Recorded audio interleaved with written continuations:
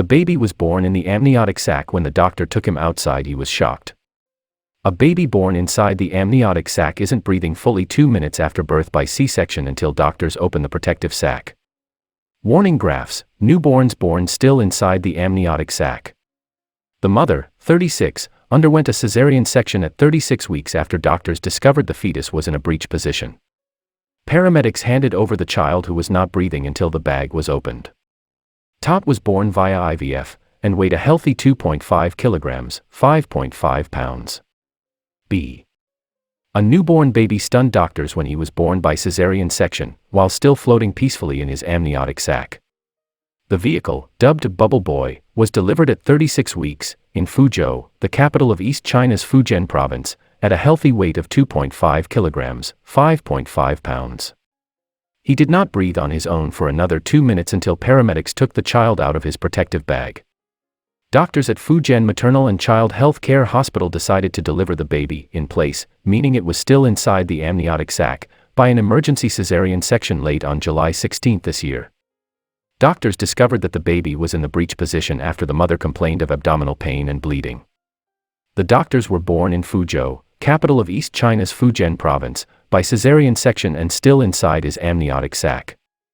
Paramedics opted for the procedure at week 36 as the baby was in the breech position and was also experiencing other complications.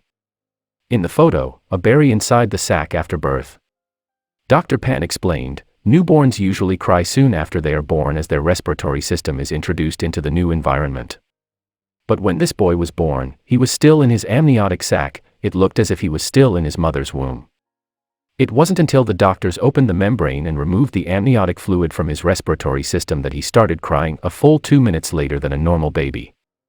His mother, 36, was pregnant with the boy after successful IVF treatment, but a few weeks before her due date, she started complaining of abdominal pain and vaginal bleeding.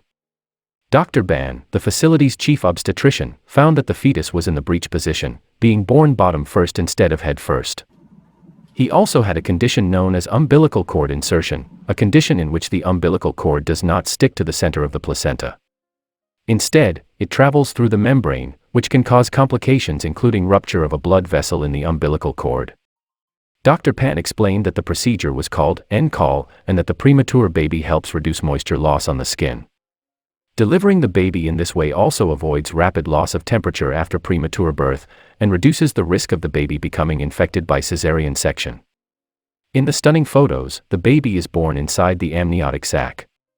Delivering the baby in this way also avoids rapid loss of temperature after premature birth and reduces the risk of the baby becoming infected by cesarean section. Because the baby still feels like he is in his amniotic sac, it is as if he is still in his mother's womb, and it wasn't until the doctors opened the membrane and removed the amniotic fluid from his respiratory system that he started crying. Dr. Pan added, "We chose this procedure because premature babies are weaker than full-term babies. Since premature births are among the leading causes of infant mortality, preterm birth allows newborns to be born within the same protective membrane. This reduces the loss of skin hydration, avoids rapid temperature loss after premature birth, and reduces the risk of the infant being harmed during cesarean delivery. Even if premature labor is unsuccessful, the baby can then be delivered via a conventional C-section, so it's just another option to have."